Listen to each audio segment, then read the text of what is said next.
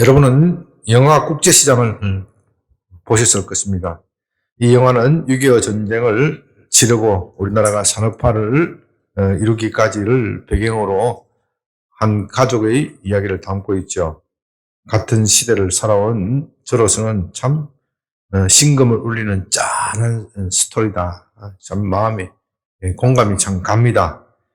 영화의 이야기는 흥남 철수작전으로부터 시작됩니다. 밀려오는 북한군, 중공군을 피하기 위하여 마지막 미군 수송선 빅토리아라 그러죠. 빅토리아를 타야 합니다.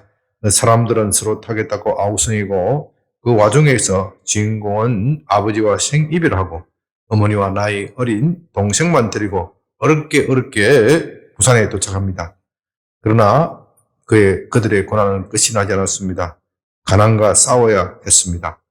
그는 가족을 위하여 총알이 빗발치는 월남전에 군수물자를 지원하는 업체에 근무하기를 자원합니다. 고국에 남아있는 아내는 그가 무사히 돌아오기만 간절히 기다립니다. 남편은 전쟁터를 누비다가 만 다리에 총탈을 맞아서 불구로 돌아옵니다. 아내는 남편이 살아서 돌아온 중군만 해도 고맙다. 그런 듯이 참았던 눈물을 터뜨립니다. 그건 그 시대에 살아왔던 사람들로서는 참 있을만한 그런 이야기이고 참 모두들 눈물을 적십니다. 그런가 하면 그와는 또 정반대의 스토리도 있습니다. 제가 자란 부산에서는 남편이 외항선을 타는 주부들이 많이 있었습니다. 외항선을 타면 벌이가 좋지만 적어도 1년 이상 남편을 볼 수가 없습니다. 심지어는 2년 걸릴 수도 있습니다. 그 남편을 기다리다가 지쳐서 다른 남자와 정분이 나서 아이들을 내팽개치고 마침내 가정이 파탄난 그런 참 슬픈 이야기도 있습니다. 70년대, 80년대는 사우디아라비아로 갔다가 남편이 돈 벌으러 갔다가 가정이 파탄난 그런 이야기도 있습니다. 남편이 그렇게 고생하면 아내는 딴 생각을 품지 말아야 하는데 불행하게도 딴 생각을 품다가 가정이 파탄이 나고 자신도 망치는 그런 엄청난 결과를 가져오게 된 것이지요. 오늘 본문은 바로 이 딴 생각을 품은 사람들에 관한 이야기입니다. 지난주에 우리는 하나님과 이스라엘 사이에 십계명이라는 언약을 체결하는 것을 보았습니다. 그들은 이제 하나님의 봉신이 될 것입니다. 하나님의 소유, 제사장 나라, 거룩한 백성이 되어 하나님의 특별한 보호를 받을 것입니다. 그러나 그 언약을 어기면 엄한 복을 받는 만큼 중한 벌을 받을 것입니다. 그들은 모두 하나님의 명령에 따라서 살겠다. 그 언약에 맹세하였습니다. 그러나 그런 단순한 맹세가 아닙니다. 피해의 맹세입니다. 그들은 하나님과 언약을 맺는 그날에 짐승을 죽여 그 피를 제단에 뿌리고 또 백성들에게 뿌렸습니다. 그건 이 언약을 엉기면 짐승이 죽어나가듯 자신들의 몸이 쪼개지고 죽어나갈 것이다 하는 피해의 언약입니다. 이제 하나님은 모세에게 그 십계명, 그 언약을 돌에 새겨주겠다. 그러면서 산으로 올라오라고 말씀하십니다. 돌에 새겨주겠다는 것은 그 언약을 모든 사람이 볼 수 있도록 하고 영원히 변경치 않도록 해 주시겠다는 겁니다. 하나님은 그 일을 위하여 모세를 부르십니다. 그건 너무나도 감사한 일이죠. 그러나 그 일은 쉽지가 않습니다. 돌판에 새겨진 계명을 받기 위하여 40일을 금식하면서 물도 마시지 말고 하나님의 특별 훈련을 받아야 합니다. 그건 인간의 체력의 한계를 벗어나는 일입니다. 그런데 정작 산 아래에 있는 백성들은 딴 생각을 품고 있습니다. 모세가 산에서 내려오는 것이 더듬을 보고 우상을 만들어 그것에 절하는 정말 못된 짓, 파탄을 나는 짓을 하고 맙니다. 이것으로서 하나님의 언약은 깨어지고 이스라엘은 망하게 될 위기에 이릅니다. 흔히 말하는 대로 이런 걸 가지고 뭐라 그러죠? 잉크가 마르기도 전에 약속을 어긴다. 그런 것이죠. 그런 점에서 본문은 참 서글픈 이야기입니다. 그러나 이런 이야기는 이스라엘만의 것이 아닙니다. 우리도 신앙생활 하다가 딴 생각을 품으면 그렇게 될 수가 있습니다. 그런 점에서 오늘 본문의 이야기가 바로 우리 자신에 관한 것이다. 그렇게 생각하고 들어줬으면 좋겠습니다. 본문 24장 12절입니다. 여호와께서 모세에게 이르시되 너는 산에 올라 내게로 와서 거기 있으라. 내가 그들을 가르치도록 내가 율법과 계명을 친히 기록한 돌판을 내게 주리라. 십계명은요, 계명이기 전에 하나님과 이스라엘 백성들 사이에 맺은 언약, 약속 또는 조약입니다. 하나님은 그들이 십계명을 잘 지키면 하나님의 소유가 되고 제사장 나라가 되고 거룩한 백성이 될 것이다. 하나님의 특별한 보호를 받을 것이다. 그렇게 말씀하셨고 이스라엘은 그대로 따르겠다고 응답하였습니다. 그리고 짐승을 잡아서 그 피를 제단과 백성에게 뿌려 상방이 맹세하였습니다. 그러므로 십계명은 언약입니다. 피의 언약입니다. 어느 쪽이든 그 언약을 어길 때는 짐승이 죽어나가듯 몸이 쪼개지고 피를 흘리게 될 것입니다. 이것이 고대 중동에서 왕과 봉신 사이에 맺는 조약 또는 언약의 형태를 가지고 있다. 그렇게 말씀드렸습니다. 그러므로 이제 이스라엘은 비유로 말하자면 하나님의 봉신, 봉신은 아무나 되는 것이 아니에요. 신하 중에서도 특별한 신하, 특별한 총애를 받는 신하가 봉신이라는 것은 봉토를 가진 이러한 영역, 땅을 가지는 특별한 신하예요. 우리나라에서는 왕이 하나밖에 없지만 중국에는 나라가 워낙 크기 때문에 황제가 있고 그 밑에 왕이 여러 개 있잖아요. 그럼 특별히 왕이 되는 사람은 특별한 거예요. 특별한 거. 이제 이스라엘은 하나님의 봉신이 되어 가나안 땅을 봉토로 받게 될 것입니다. 그런 다음 하나님은 모세에게 말씀하십니다. 너는 산에 올라가 내게로 오라. 내가 율법과 계명을 친히 기록하여 돌판에 새겨주겠다. 너는 그것을 가지고 백성들을 가르쳐라. 고대에서는 영원히 보존하는 문서를 동판이나 이 돌에 새겼습니다. 그것 이상으로서 영원히 보존할 재료는 없지요. 그러므로 하나님이 돌판에 새겨주겠다는 것은 십계명은 영원히 변경될 수 없는 하나님의 약속, 하나님의 법이라는 뜻이 담겨 있습니다. 그런데 하나님은 그 계명을 하나님 손으로 직접 새겨주시겠다. 그렇게 말씀하십니다. 그 이유는 그것이 너무도 중요하기 때문입니다. 하나님은 이 중요한 계명을 천사를 시켜서 돌에 새긴다는 것은 좀 비천한 일이잖아요. 요즘은 뭐 그래도 조각가들이 대접받지만은 옛날에는 그런 사람들은 좀 천시하는 거예요. 이 비천한 일을 하나님이 직접 하시겠다는 겁니다. 그만큼 하나님은 이 십계명에 관심이 많으십니다. 그들이 십계명을 지키는지 안 지키는지 거기에 대해서 관심이 많으십니다. 그렇기 때문에 모세는 그 계명을 백성들에게 부지런히 가르쳐야 합니다.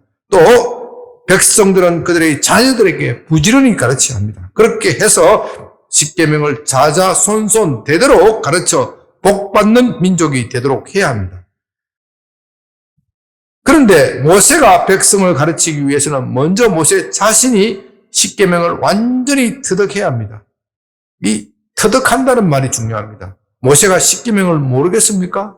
십계명을 잘 알고 있을 것입니다. 그런데 아직 터득이 되어 있지 않습니다. 터득. 여러분, 이 터득이 중요해요. 완전히 자기 것이 돼. 공부하는 학생들, 특히 대학 시험 친다든지, 뭐 중간고사, 기말고사 치면은 꼭 이런 말을 하는 사람이 있어요. 그 문제 내가 알았는데 틀렸다. 그래요, 안 그래요? 알았는데 틀리면 소용이 있어요, 없어요?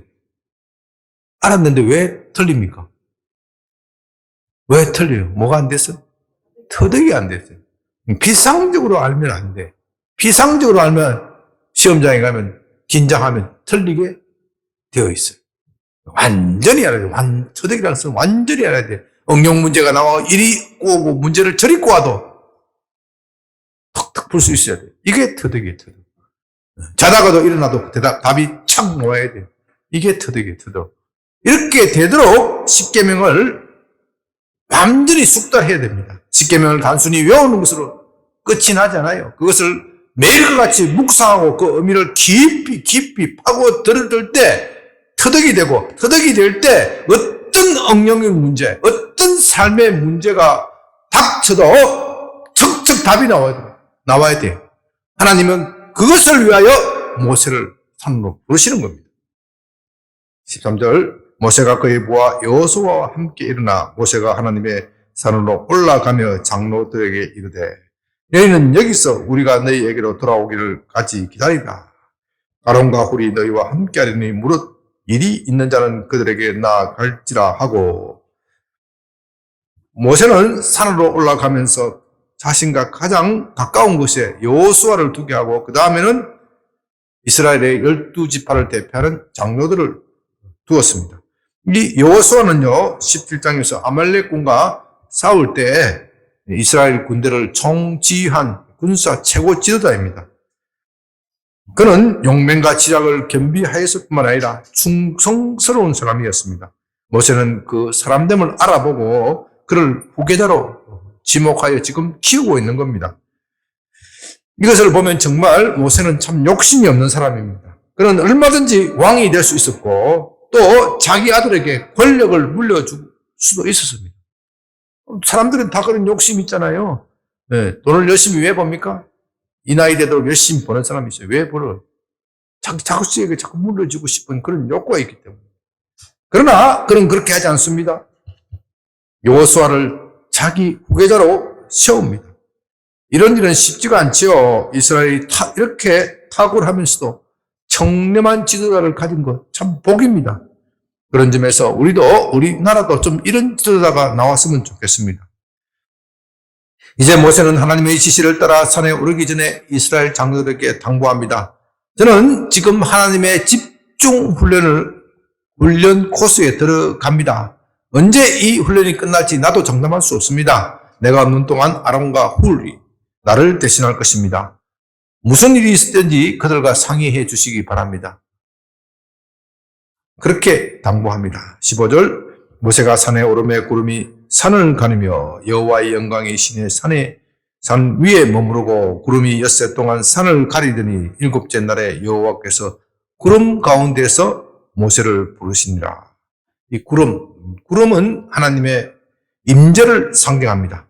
구름이 산을 가렸다는 것은 그곳에 하나님이 임재하셨다, 하나님이 강림하셨다, 그 뜻입니다.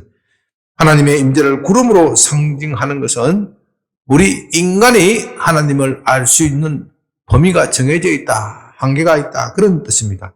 우리는 하나님에 대하여 어느 정도는 알고 있습니다. 하나님이 살아계시고 하나님이 우리에게 생명을 주셨고 이 세상 만물을 다스린다, 그 정도는 알고 있습니다. 그러나 우리가 하나님을 아는 것은 너무도 제한되어 있습니다. 하나님은 구름 속에 계신 분입니다. 빽빽한 구름이 있으면 그 안에 무엇이 있는지 우리는 알 수가 없습니다.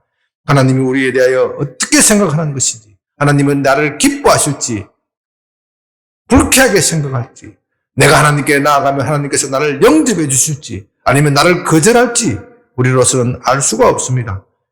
그것을 아는 방법은 딱 한 가지가 있는데, 그 구름 속에 계신 그분께서 구름을 걷으시고 자신을 나타내는 것입니다.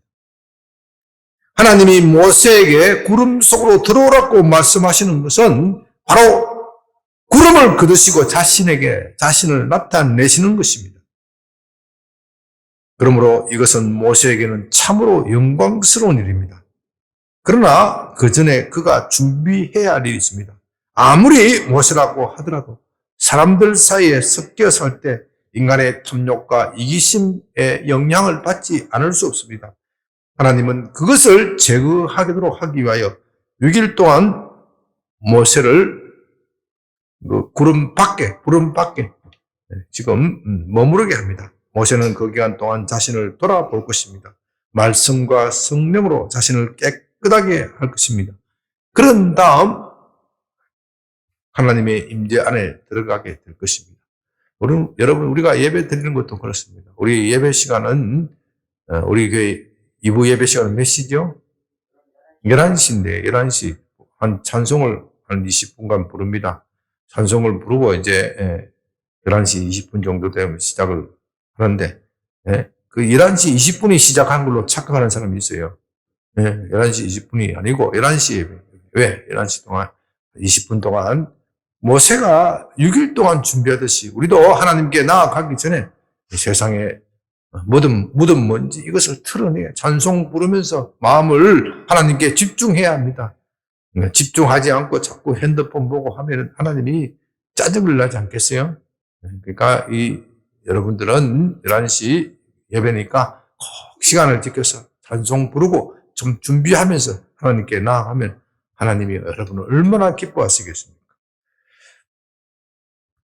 17절입니다. 산 위에 여호와의 영광이 이스라엘 자손의 눈에 명렬한 불같이 보였고 모세는 구름 속으로 들어가서 산 위에 올랐으며 모세가 40일 40날을 산에 있으니라. 모세가 구름 깊은 곳에 들어갔을 때 하나님의 영광이 이스라엘 자손의 눈에는 명렬한 불과 같이 타올랐다. 그렇게 말합니다.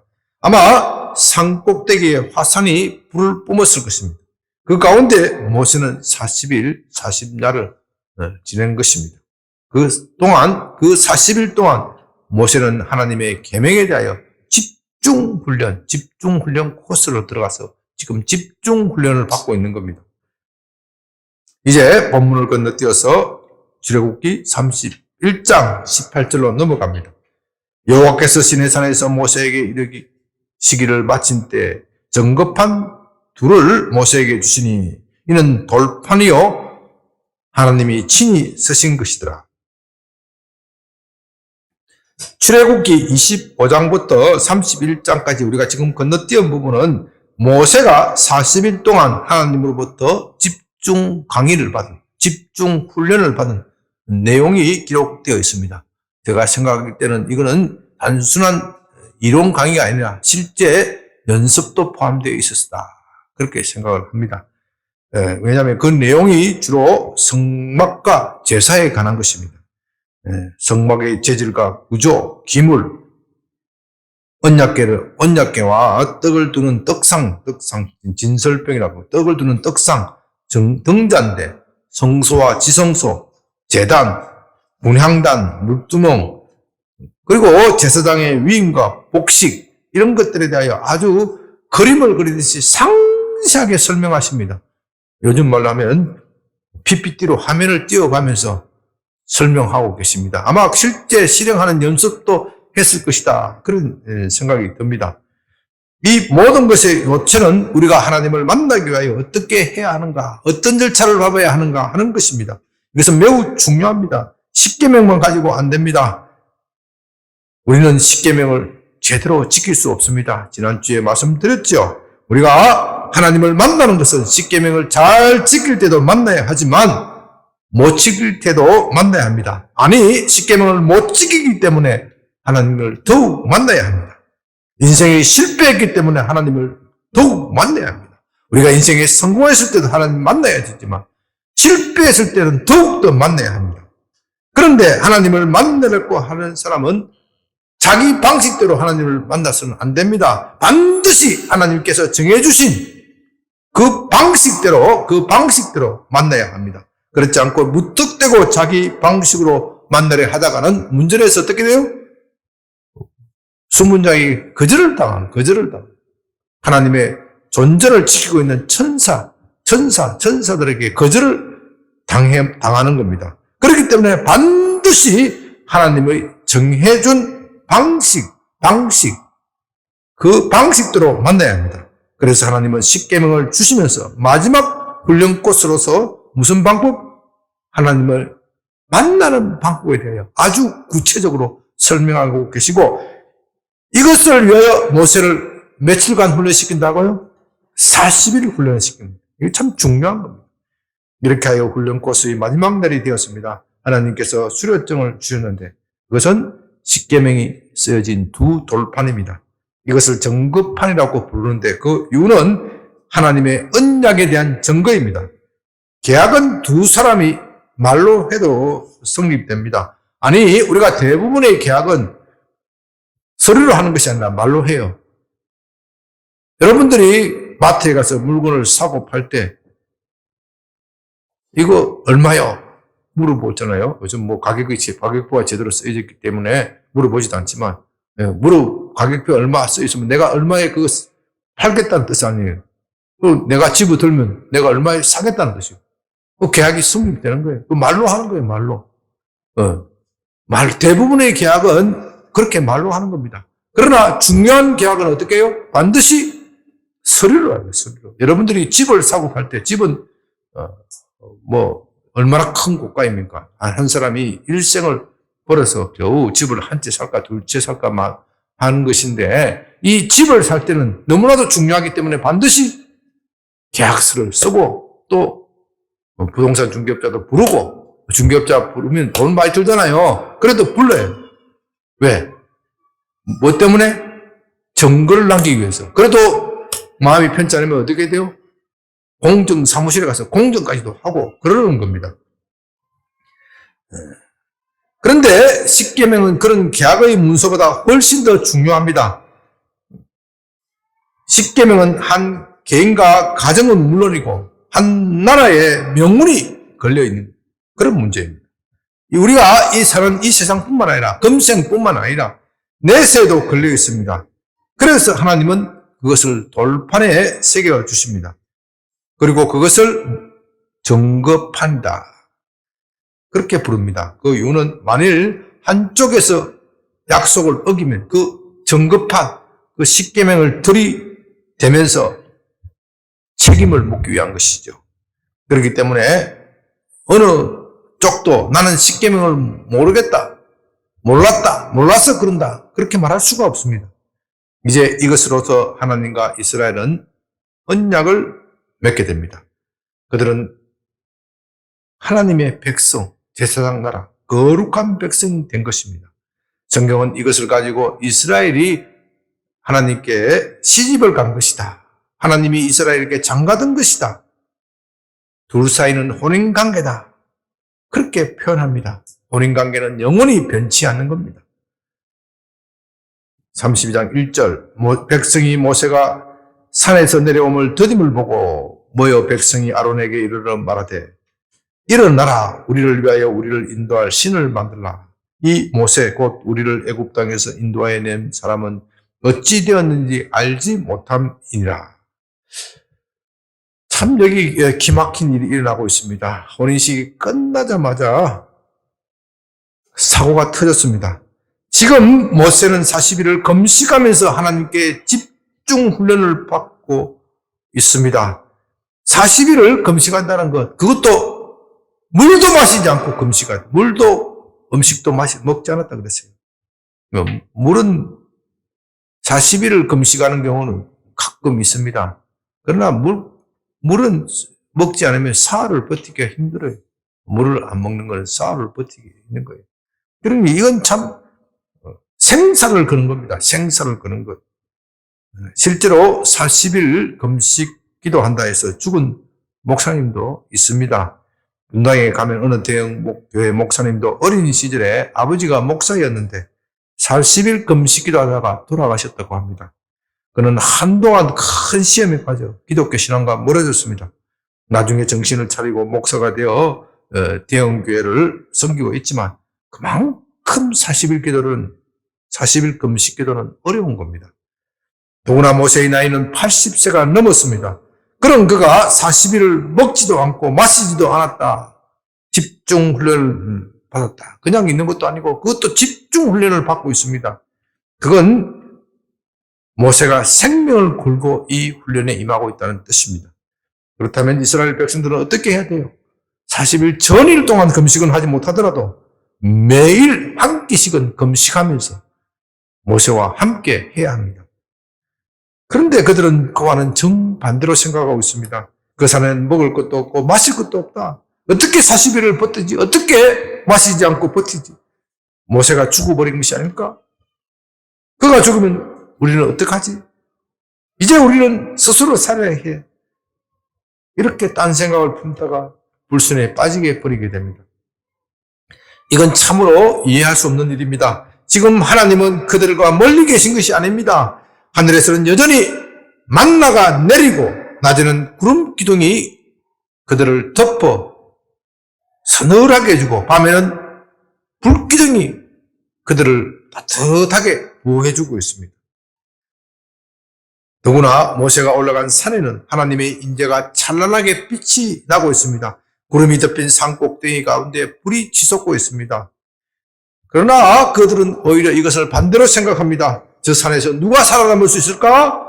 저렇게 확산이 폭발하고 용암이 솟구쳐 오르는데 아무리 모세라고 해도 어떻게 살아남아? 그 열기에 어떻게 견딜 수 있어? 이제 우리는 우리 스스로 자구책을 강구해야 해. 그렇게 수군대면서 웅성거렸습니다. 마침내 모세를 대신하여 백성을 지도하는 아론에게 찾아가서 우리를 인도할 신을 만들라. 우리를 신을 만들라. 참 기가 막힌 소리지요. 사람이 어떻게 신을 만들 수 있습니까? 신은 우리보다도 뛰어나야 합니다. 우리보다도 뭔가 훨씬 뛰어난 존재여야 합니다. 그런데 사람이 만든 신이라면 그건 이미 신도 아닙니다. 그런 것에 어떻게 절을 할 수 있습니까?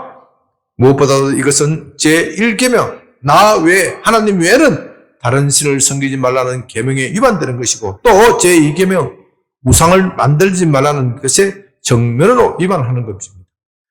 이스라엘이 어떻게 하다가 이 지경까지 빠졌습니까? 정말 통탄할 일입니다. 그들이 맹세한 지 1년이 2년이 지난 것도 아닙니다. 바로 어저께입니다. 어떻게 이런 일이 있을 수 있습니까? 2절 아론이 그들에게 이르되 너희와 너희 아내와 자녀의 귀에서 금고리를 빼어 내게로 가져오라. 모든 백성이 그 귀에서 금고리를 빼어 아론에게로 가져가매 아론이 그들의 손에서 금고리를 받아 부어서 조각칼로 새겨 송아지 형상을 만드니 그들이 말하되 이스라엘아 이는 너희를 애굽 땅에서 인도하여 낸 너희의 신이로다 하는지라.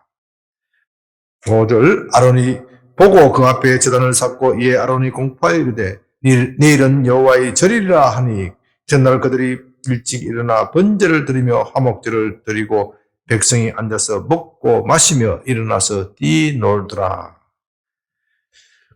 더욱 기가 막힌 것은요, 이 아론입니다. 그는 모세가 없는 사이에 이스라엘을 다스려야 할 책임이 있습니다. 만일 일부 불순한 자들이 그와 같은 반역의 기미가 보인다면 어떻게 해야 돼요? 어떻게 해야 돼요? 제지해야 되고, 제지해도 말을 안 들으면 어떻게 돼요?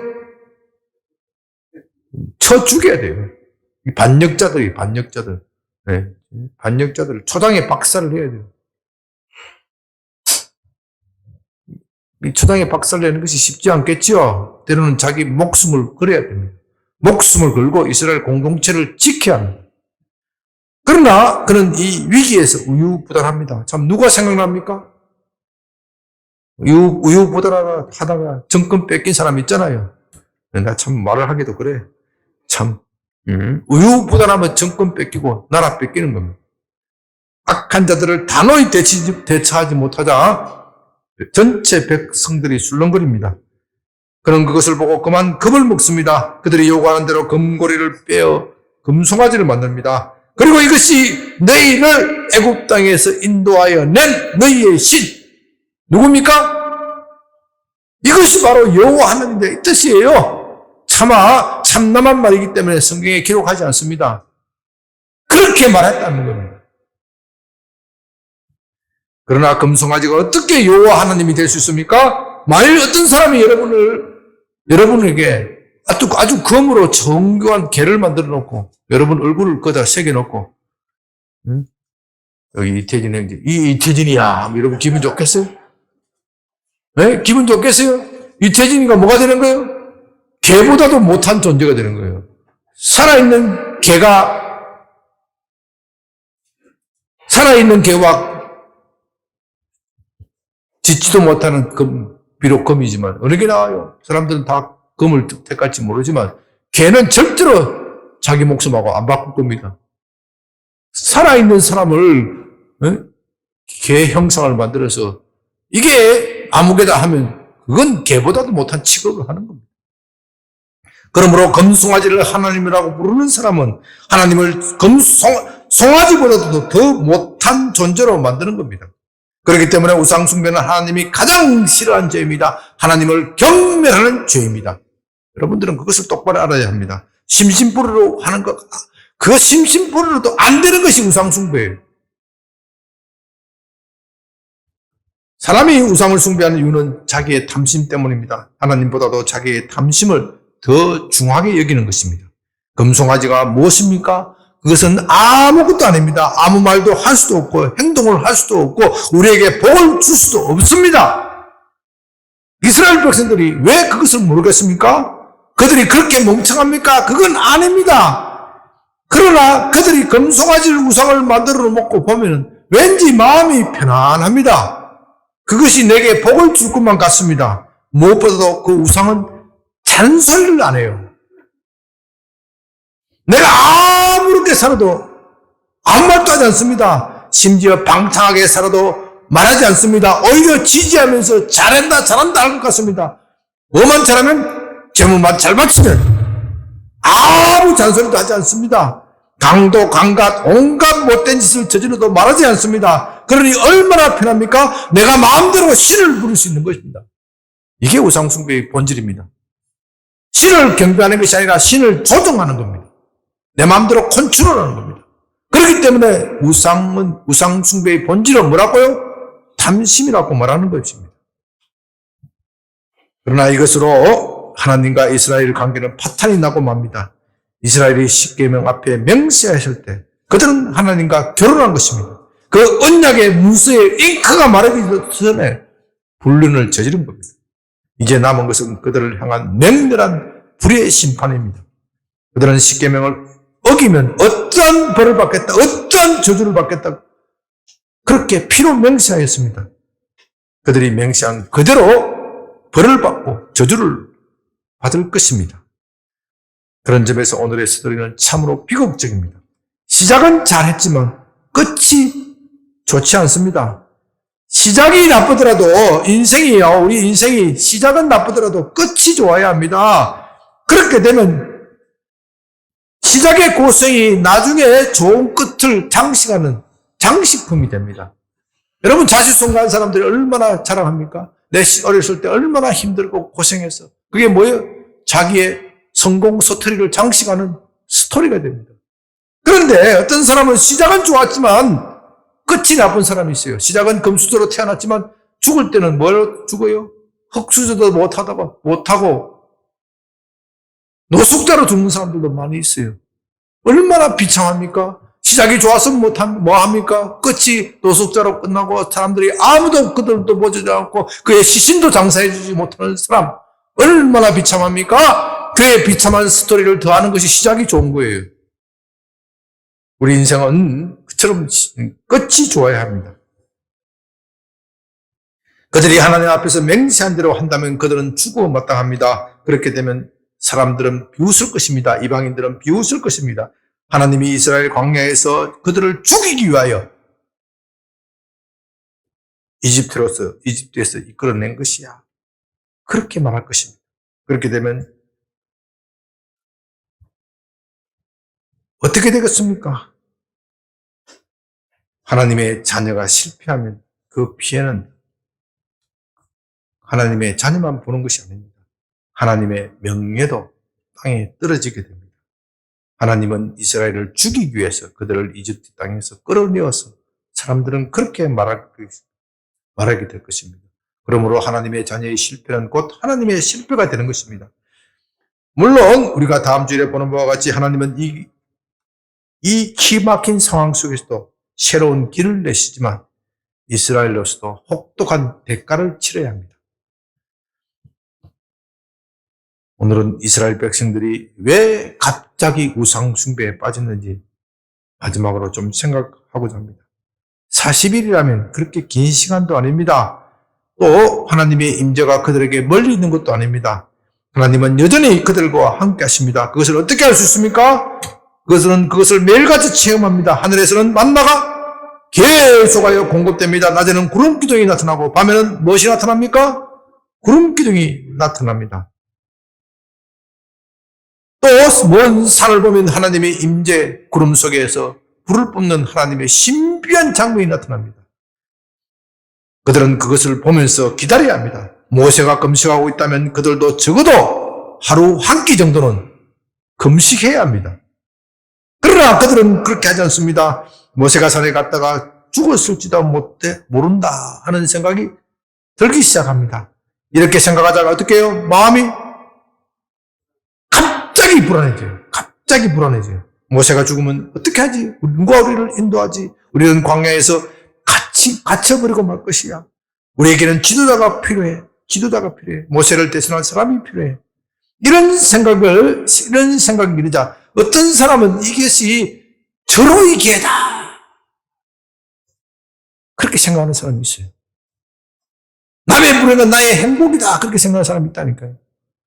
모세만 하나님의 사람인가? 나도 신령한 영적 체험이 있어. 하나님은 모세와 함께하는 것이 아니야. 내게도 함께해. 모세가 죽는 것은 내게 뭐예요? 기회다. 이렇게 생각하는 사람이 있단 말이에요. 이런 영적 교만이 꿈틀거립니다. 악한 생각과 영적 교만이 결합되고 이것이 꿈틀거리면 나중에 더욱더 악한 생각을 만들고 그것을 구체화합니다. 그래서 결국 아론을 찾아가서 말합니다. 모세의 생사가 불명하니 우리도 대책을 구해야 합니다. 모세를 대신할 지도자를 뽑고 우리를 인도할 신을 만들어야 합니다. 이성적으로 보면 그게 맞는 말인 것 같습니다. 그러나 하나님 보기에는 이것이 참으로 악한 생각입니다. 왜 이렇게 되었습니까? 생각은 생각을 낳습니다. 좋은 생각은 좋은 생각을 낳고 나쁜 생각은 나쁜 생각을 낳습니다. 그렇기 때문에 생각은 초장에 잘 잡아야 돼요. 여러분 이걸 잘 명심하기 바랍니다. 생각은 초장에 잘 잡아야 됩니다. 특히 나쁜 생각일수록 그렇습니다. 나쁜 생각이 들 때 그 즉시 바로 잡으면 되는 것인데 이것을 잡지 못하면 자꾸 생상하다가 보면 나중에는 빠져나올 수 없는 수렁에 들어가게 되는 겁니다. 우울한 생각을 품고 있는 사람은요, 우울한 상상을 하게 되어 있습니다. 우울한 생각을 품고 있으면 우울한 생각이 누구나 들 수는 있어요. 근데 그것을 어떻게 하면 안 돼요? 품으면 안 돼요. 품으면 어떻게 돼요? 우울해지는 거예요. 진짜 우울해지는 거예요. 행복한 생각을 품고 있으면 어떻게 돼요? 나중에 행복해지게 돼 있는 거예요. 부정적인 생각을 품고 있으면 어떻게 돼요?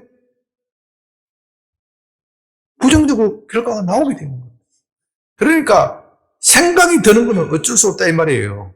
생각이 드는 것은 어쩔 수 없는데 그것을 어떻게 해요? 좋은 생각은 품어야 되고 나쁜 생각은 어떻게 해요? 얼른 내뱉어야 하는 겁니다. 사실 우리 인간으로서는 온갖 나쁜 생각, 부정적인 생각, 잡생각이 들지 않을 수 없습니다. 그게 인간입니다. 문제는 그것을 품느냐 않느냐의 차이가 있는 겁니다. 내 머리에 새가 지나가는 것은 어쩔 수 없습니다. 그러나 새가 내 머리에 둥지에 털지 않도록 하는 것은 누구 책임? 내 책임입니다.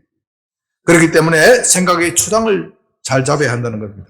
나쁜 생각이 여러분을 끌고 가지 못하도록 이거 초장에 잘 잡아야 됩니다. 그런데 여기에 더 중요한 영적 문제가 걸려 있습니다.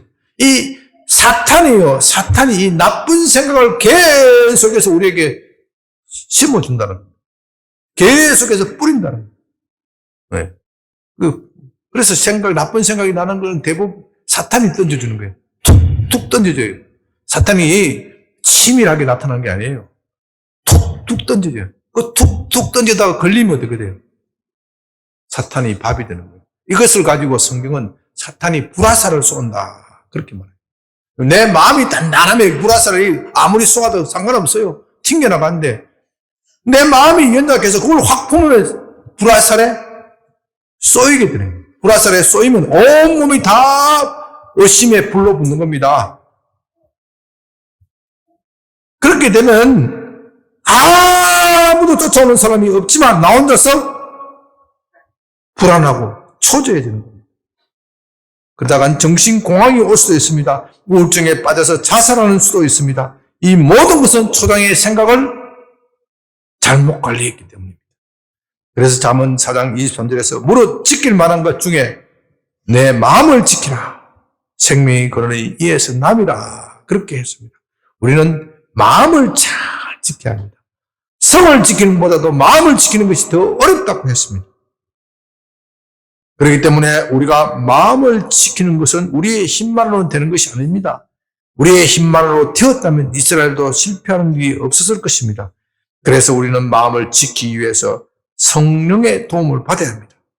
이것을 가지고 디도서 3장 5절에서는 중생의 씻음과 성령의 새롭게 하십니다. 그렇게 하십니다. 중생의 씻음과 성령의 새롭게 하심으로 너희가 계속하여 선한 일을 하라 하는 것이 디도서 3장 5절의 요체입니다. 중생의 씻음과 성령의 새롭게 하심.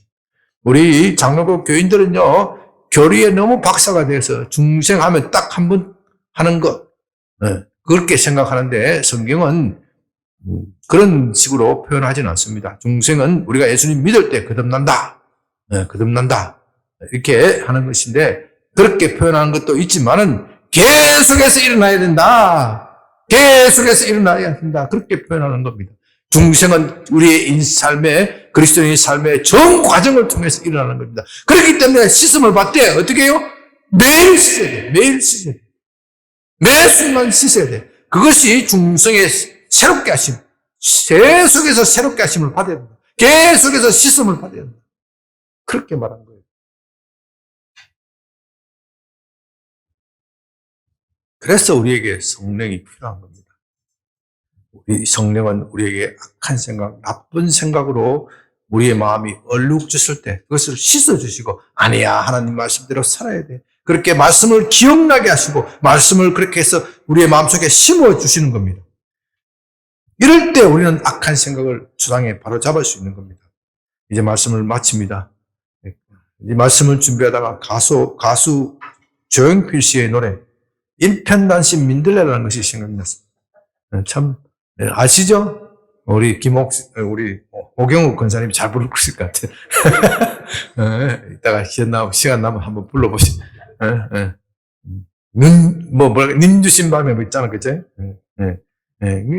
참, 민들레는 보잘것없는 풀이죠. 참, 밟히도, 그리에 가다가 밟히고, 이게, 그렇게 민들레입니다. 그런데, 민들레는 일편단심 하늘을 향합니다.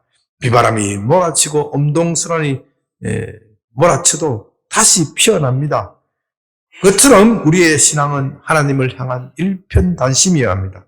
하나님은 우리에게 많은 것을 요구하는 것도 아닙니다. 우리의 재산을 요구하는 것도 아닙니다. 하나님은 우리가 하나님을 위해 대단한 일을 하는 것도 원하시는 것이 아닙니다. 오직 일편단심을 원하십니다. 비가 오나 눈이 오나 변치 않는 마음, 딴 생각을 품지 않고 오매불망 주님이 다시 오고만 기다리는 그 마음, 바로 이것을 원하십니다. 이런 사람만이 하나님의 신뢰를 받고 하나님께서 안심하고 일을 맡길 수 있는 겁니다. 하나님 앞에서 화려한 것을 꿈꾸지 말고 나도 일편단심 민들레로 살겠다. 그렇게 결심하는 여러분이 되시기 바랍니다.